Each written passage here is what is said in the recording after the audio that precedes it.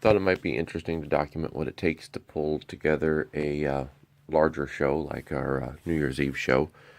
First thing is planning stages. You start off with the space that you have to work with and a list of things that need to be done. So what I do is the following steps like this here. We're going to start off, we're going to plan your physical space and layout.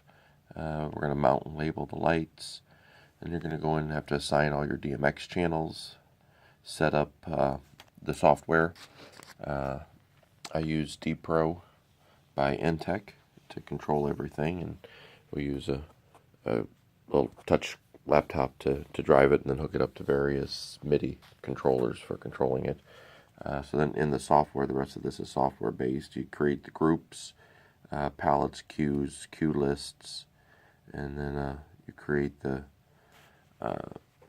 show tabs and then assign MIDI controllers. So on the first step here, the planning physical space, we're working with a fairly large great room. It's got a front area up here. Guests will be entering in here underneath the balcony. There's a second balcony over here. It's about a 20-foot ceiling, so we've got plenty of ceiling height to work with.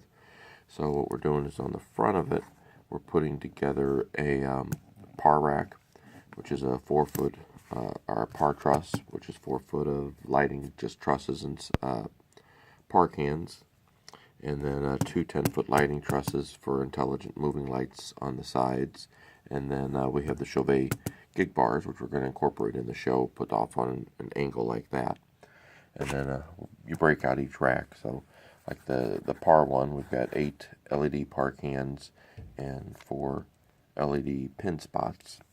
And then on this one here, we're going to have 2 of these with mirrored images of it. So we're going to do a moving head wash on the left end of this one, which means it'd be on the right end of the other. So you have a moving head wash here and a moving head wash here. These are particularly bright lights.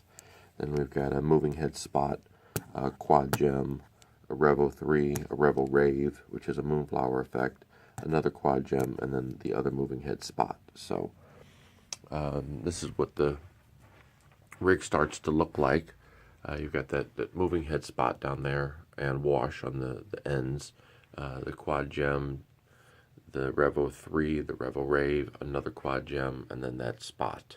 So you'd have this rack on one end, and then just picture a mirror image of it on the other end, and then this here in the center. So you've got your 8 wash lights, and these are a little bit of a beam. They're not quite a wash per se, so they're actually more like the old school par cans. You can see a beam in fog, which is neat. And then you've got the DMX spots, which give more of a sharp-edged beam. So you can do some pretty neat stuff there on things. And then on the back of the room, along the back of the balcony, we're filling in with we'll have a pair of DMX scanners, which gives you real fast movement along the front. Filling it in with some extra Revo Raves and 3s, and then more lasers on the back, because the 2 gig bars have some DMX controlled lasers in them.